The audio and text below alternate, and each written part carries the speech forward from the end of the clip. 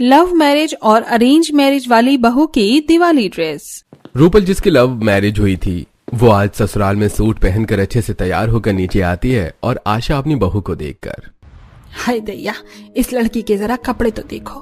बेटा, तूने कहा था कि तेरी बीवी घूंघट नहीं करेगी, मैंने इसे घूंघट नहीं करने दिया। फिर तूने बोला कि ये अपने हिसाब से साड़ी पहनेगी, मैंने इसे वो भी पहनने दिया। पर आज देख, आज तो ये ऐसे मॉडर्न सूट पहन कर आ गई है। अब क्या घर की बहू ऐसे कपड़ों में घर से बाहर जाएगी? मैंने इसे उंगली क्या पकड़ाई, ये तो पूरा हाथ पकड़ कर बैठ गई। माँ, रूपल ने सूट ही तो पहना है और सूट में खराबी क्या है? मेरे हिसाब से साड़ी से अच्छा है सूट। हाँ बेटा, तुझे कोई कमी क्यों दिखेगी? अगर तुझे इसमें कमी दिख रही होती तो आज ही मेरे घर की बहू थोड़ी ना होती। शांति बहन के बेटे को देखा है, उसने अपनी माँ की पसंद की लड़की से शादी करी और तू इस कलमुही से लव मैरिज करके बैठ गया। स्टाइलिश साड़ी क्या कम थी इसकी, जो अब ये सूट पहनने पर उतर आई है। सच में माँ, बात का बतंगड़ बनाना तो कोई तुमसे सीखे। भाभी के सूट में खराबी ही क्या है? भाभी, आप इस कपड़े में बहुत अच्छी लग रही हैं। अब बाहर चलते हैं वरना हमारी मूवी छूट जाएगी। हाँ हाँ, माँ की यहाँ किसको पड़ी है, जाओ वरना तुम्हारी मूवी छूट जाएगी। पर मेरी बात भी कान खोलकर सुन ले, मैंने तेरी इतनी सारी बात मानी है तो बदले में एक बार तुझे भी मेरी माननी होगी। बाहर घूंघट में जाना। माँ, तुम कौन से दशक में जी रही हो? तुम्हें पता नहीं है क्या कि मैं नहीं चाहता कि मेरी बीवी घूंघट करे? तुम जैसी हो वैसे ही चलो रूपल। आशा के कुछ कहने पर राकेश और काजल रूपल का पूरा साथ देते हैं। कुछ देर में वो तीनों घर से बाहर निकलते हैं, जहां बालकनी पर खड़ी होकर आकांक्षा पौधों को पानी दे रही होती है और उसकी नजर अपने पड़ोसन रूपल पर पड़ती है, जो अपने पति का हाथ पकड़कर मूवी देखने के लिए जा रही होती है। रूपल का कितना अच्छा है, उसने लव मैरिज करी है, उसके पति भी कितने सपोर्टिव है और सास भी कितनी अच्छी है। काश कि मैंने भी लव मैरिज की होती तो शायद मुझे भी मेरी पसंद के कपड़े पहनने दिए जाते।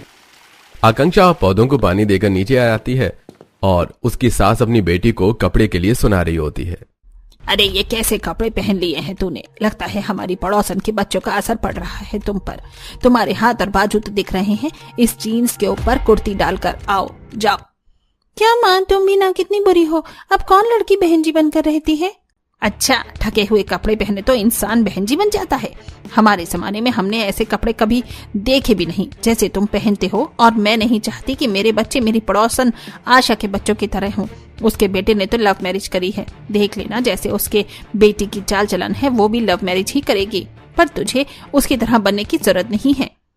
माँ जी तो अपनी बेटी को उसकी पसंद के कपड़े नहीं पहनने देती, फिर मैं तो बहू हूँ, मुझे क्या ही पहनने देंगी? आकांक्षा खड़ी खड़ी ये सब देखकर सोच ही रही होती है कि अचानक से उसके सिर का पल्लू सरक जाता है और शांति आकांक्षा को भी सुनाना शुरू कर देती है।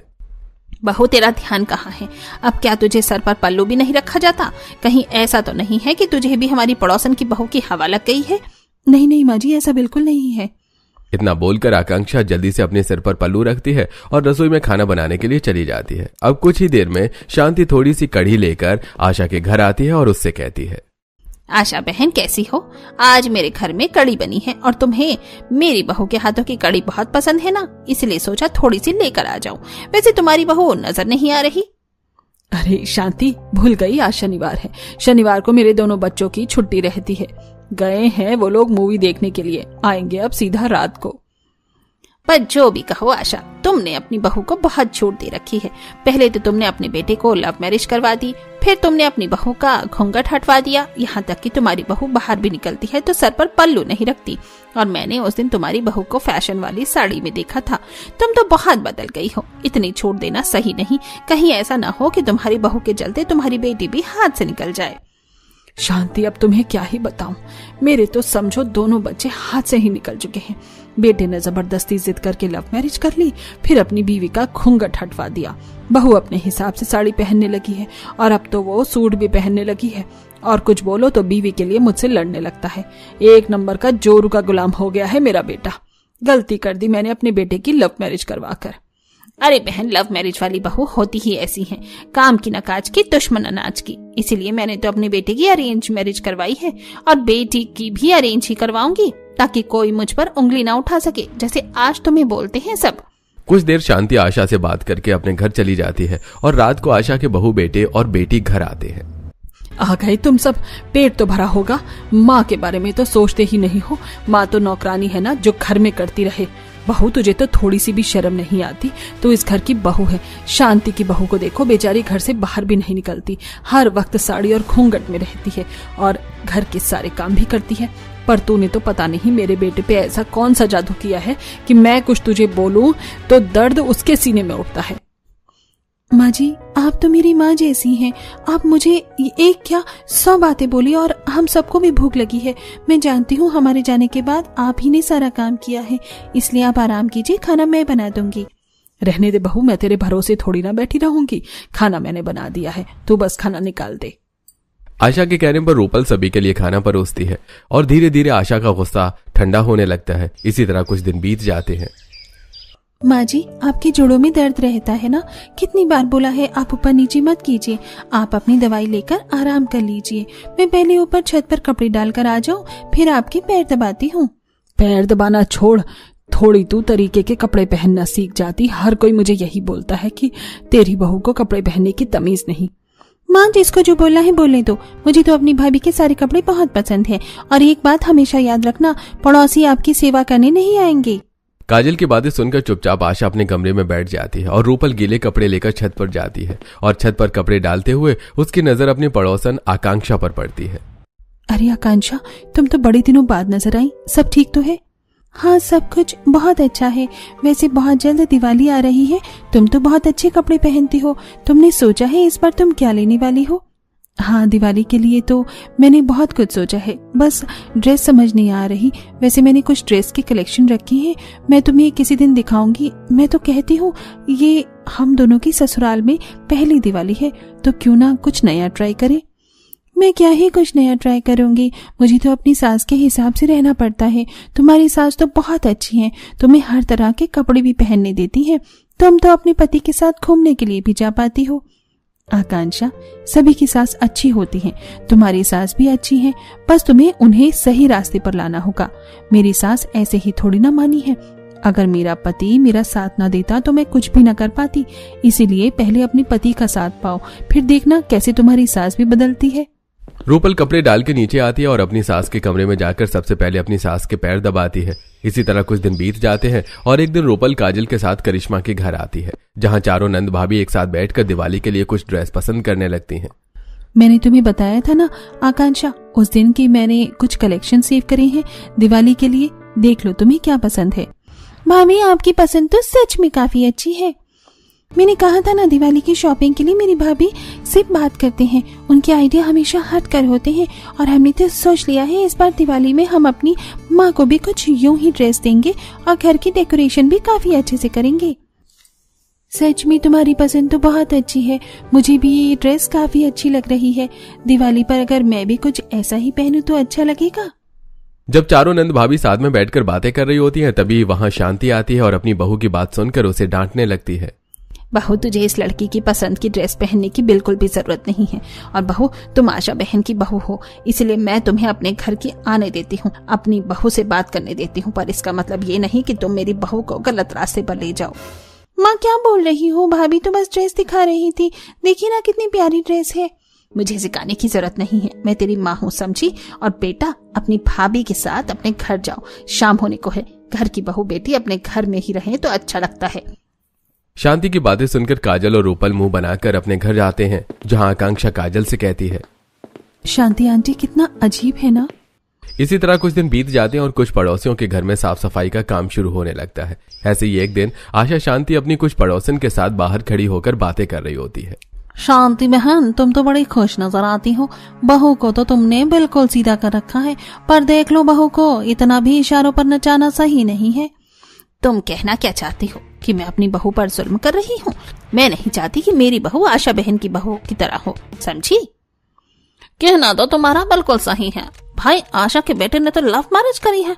अब जिसकी लव मैरिज वाली बहू होती है वो कहाँ हमारे संस्कार और रीति रिवाज को पूरा करती है, वो तो अपने फैशन में डूबी रहती है।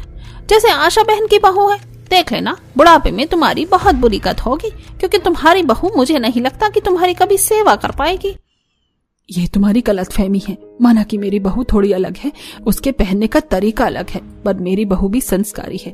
हर वक्त मेरे मुंह पर मेरी बहू की बुराई मत किया करो। जरूरी नहीं कि लव मैरिज वाली सारी बहू बुरी हो। एक दिन बीमार पड़ जाती हूँ ना तो मेरी ही बहू आकर मुझे देखती है, ना कि कोई पड़ोसी। पहली बार आशा अपनी पड़ोसियों को जवाब देती है, जो दरवाजे पर खड़ी काजल और रूपल सुन लेती हैं। ये देखकर रूपल को काफी अच्छा लगता है और रात को जब राकेश घर आता है तो सारी बात अपने पति को बताती है। आपको पता है, शुभा आंटी के घर में सफेदी का काम चल रहा था। मोहल्ले की कुछ औरतें साथ में खड़े होकर बातें कर रही थी और आज जब सब मेरी बुराई कर रहे थे तो माँ जी ने सबको करारा जवाब दिया। ये तो बहुत अच्छी बात है, फिर तो तुम आज बहुत खुश होगी। वैसे मैं कल छुट्टी में हूँ, तो तुमने दिवाली की लिस्ट बना ली ना? सारी शॉपिंग हम कल ही कर लेंगे। हाँ, मैंने सारी लिस्ट बना ली है कि कल ही चलेंगे शॉपिंग करने के लिए, पर इस दिवाली उनके लिए ड्रेस मैं खुद लूंगी। माँ जी को हैवी साड़ी बहुत पसंद है। अब अगली सुबह होते ही रूपल अपने पति के साथ शॉपिंग करने के लिए बाहर जाती है और घर के बाहर काम कर रही आकांक्षा ये देखकर काफी खुश होती है और घर में जाकर अपने पति से कहती है, सुनिए जी, दिवाली नजदीक आ गई है, हमें भी दिवाली की शॉपिंग कर लेनी चाहिए और मैं चाहती हूँ कि शादी के बाद ये मेरा ससुराल में पहली दिवाली है तो मैं अपनी पसंद के कपड़े पहनूं। इस घर में माँ की चलती है तो तुम्हें माँ की पसंद के कपड़े पहनने हैं और माँ को बहुत शौक है कि वो अपनी बहू को अपनी पसंद के कपड़े दे। माँ का दिल तो मत तोड़ो। रूपल बिल्कुल सही कहती है, पति साथ हो तभी तो कुछ हो सकता है, पर मैं अपने लिए खुद स्टैंड लूंगी। अपने पति की बात सुनकर आकांक्षा दुखी हो जाती है, तो वहीं रूपल अपने पति के साथ दिवाली की शॉपिंग कर रही होती है। अगले हफ्ते दिवाली है, बाजार में कितनी चहल पहल है ना। मैं सोच रही थी कि घर के लिए कुछ लाइट और सजाने का सामान ले लूं। डेकोरेशन का सामान तो हम दिवाली से 2 दिन पहले भी ले सकते हैं। अभी इन सबको छोड़ो और बेडशीट, बर्तन जैसा जरूरी सामान ले लो, और कुछ मिठाई भी लेनी है और कुछ गिफ्ट भी वर्कर्स को देने के लिए लेने हैं। अपने पति के कहने पर रूपल जरूरत की चीज लेकर घर आती है और ये देखकर उसकी सास काफी खुश होती है। मैं तुझे जितनी नालायक समझती थी तो उतनी है नहीं। वर्कर को देने के लिए कंबल बिल्कुल सही है और तूने बिल्कुल सही किया जो अभी लड़ी लाइट, बर्तन, झाड़ू, बेडशीट, सोफे का कवर सब ले लिया। हाँ माँ जी, और मैं सोच रही हूँ कि आज रात को सारे गिफ्ट पैक कर लें, क्योंकि कल से मैं घर की साफ सफाई शुरू कर दूंगी। अब दिवाली को ज्यादा समय नहीं रहा। पर भाभी, कल तो हम शॉपिंग के लिए जा रहे थे, कपड़े नहीं लेने क्या दिवाली के लिए? अरे कोई बात नहीं, कल तुम दोनों शॉपिंग करके आ जाना, परसों कर लेंगे साफ सफाई, ज्यादा काम नहीं है।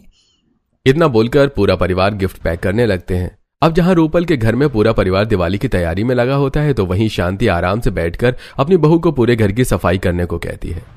बहू, सोफा, अलमारी, किचन, कमरे, बेडरूम, किचन सब कुछ अच्छे से साफ कर लेना। कल मैं और करिश्मा शॉपिंग के लिए जा रहे हैं और मैंने सोच लिया है तेरे लिए मैं एक चमक धमक लाल कलर की साड़ी लेकर आऊंगी जिसमें तू और सुंदर लगेगी।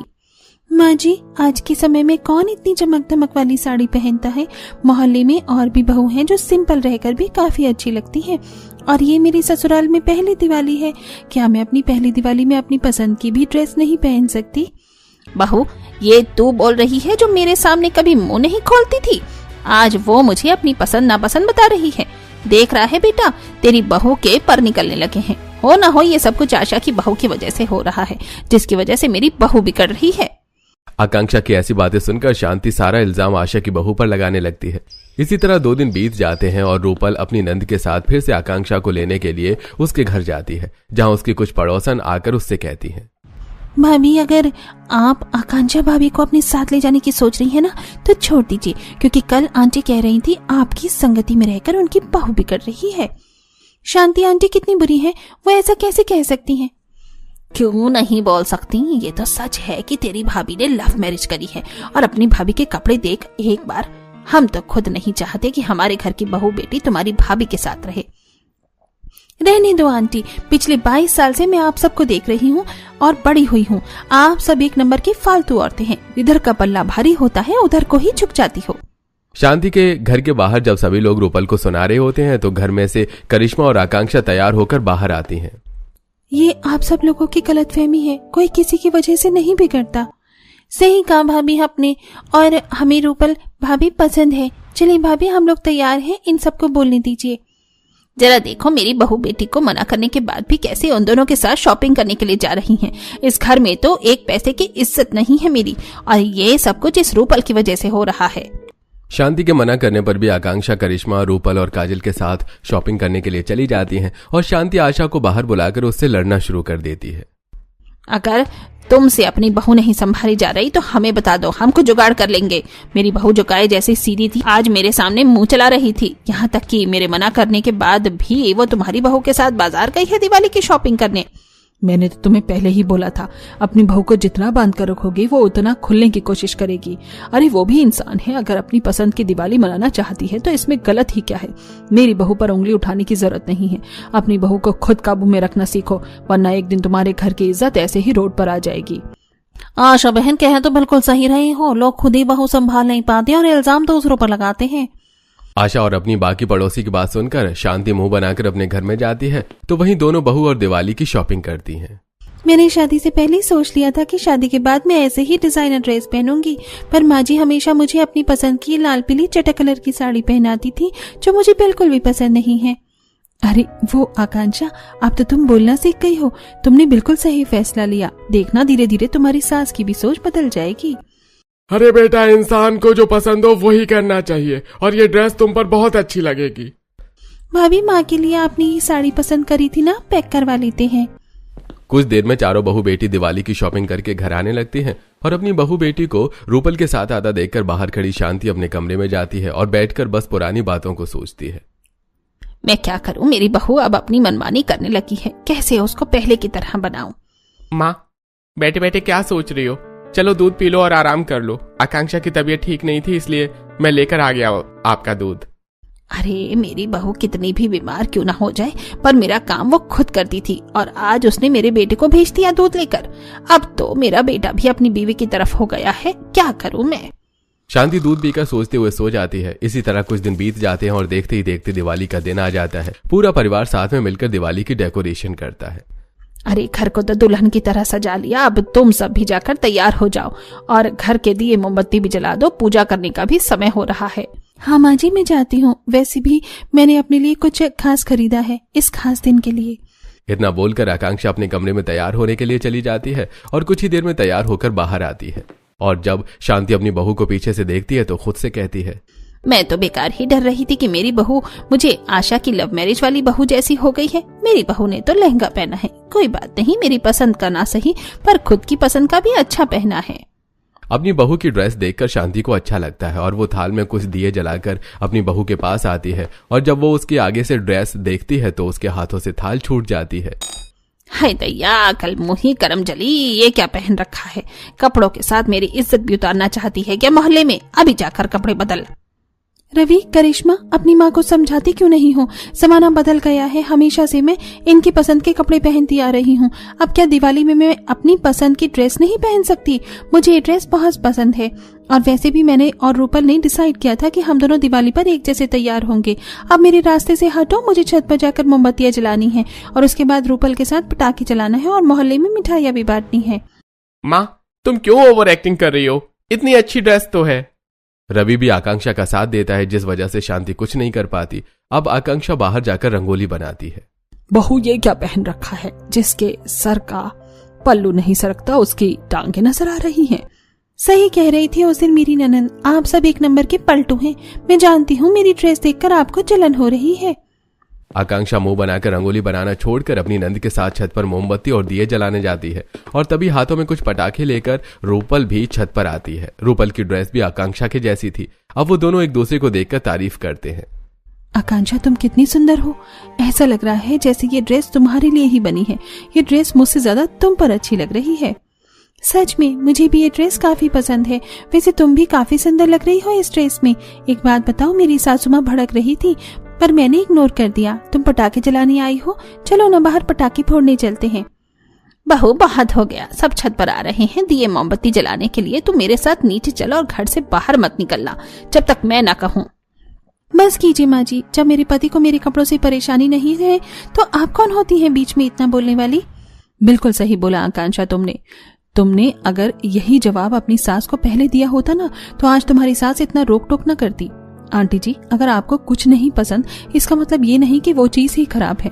कितनी प्यारी ड्रेस है, एक बार सही से देखो, आपकी बहू पटोला लग रही है। और बहू को बांधने की कोशिश करो। हमें तो पहले से ही पता था कि बहू लव मैरिज वाली हो या अरेंज मैरिज वाली, वो एक दिन आपकी असली रूप दिखा ही देती है। वैसे भाभी आज तो आप कतई जहर लग रही हो। मोहल्ले के एक आधी लड़के तो आप पर आज फिदा हो ही जाएंगे। ऐसी ड्रेस रोज डालिए। तुझे अच्छा लग रहा है बहू? मोहल्ले में बदमाश लड़के तेरे कपड़ों को लेकर बातें कर रही हैं। मैं तेरे आगे हाथ जोड़ती हूँ, मेरी इज्जत यूं इस तरह पूरे मोहल्ले में नीलाम मत कर।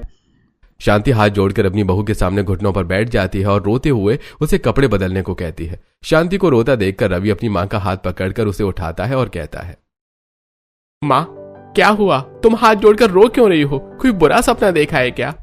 आज दिवाली नहीं है, सच में मैं कोई सपना देख रही थी। मैं तो अपने कमरे में हूँ। हाँ बेटा, लगता है मैंने कोई बुरा सपना देखा। तुम लोग जाओ, मैं ठीक हूँ। शांति अपने सपने के बारे में को कुछ नहीं बताती और अपने बच्चों के जाने के बाद खुद से कहती है, हे प्रभु, मैंने कितना बुरा सपना देखा। मैं क्या करूं? अगर मैं अपनी बहू की बात नहीं माननी तो क्या सच में वो इस हद तक गिर जाएगी कि ऐसे कंधे कपड़े पहने? नहीं नहीं, मैं अपनी बहू को ऐसी नहीं बनने दूंगी। वो बस दिवाली पर ही तो अपनी पसंद के कपड़े पहनना चाहती है, मैं पहनने देती हूँ। अगर कंधे हुए तो घर से बाहर जाने ही नहीं दूंगी। शांति अपने सपने से इतना ज्यादा डर चुकी थी कि अगले दिन जब अकेली आकांक्षा घर की सफाई कर रही होती है तो वो उसकी मदद करवाती है। बहू, 3 दिन बाद ही दिवाली है, मुझे तो टाइम ही नहीं मिल सका कि इस बार मैं किसी के लिए भी कोई ड्रेस ले सकूं। एक काम कर, तू शाम को अपनी ननद के साथ चली जाना और उस रूपल को भी ले लेना। उसे कपड़ों की समझ है और अपने लिए कोई अच्छी ढंग की ड्रेस ले लेना जिसे देखकर सब तेरी तारीफ करे, ना कि मुझे ताना दे। तो इस घर की बहू है, मेरी इज्जत तेरे ही हाथ में है। तू समझ रही है ना मैं क्या कहना चाहती हूँ? हाँ माँ जी, मैं समझ रही हूँ। आप बेफिक्र रहो, मैं आपकी इज्जत नीलाम नहीं होने दूंगी। शांति की बात सुनकर आकांक्षा काफी खुश होती है और वो तुरंत रूपल के घर आती है। रूपल, मेरे साथ मार्केट चलो ना, मुझे दिवाली की शॉपिंग करनी है। मैंने पहली बार अपनी सास से कहा है कि मैं अपने ससुराल की पहली दिवाली में अपनी पसंद की ड्रेस पहनना चाहती हूँ।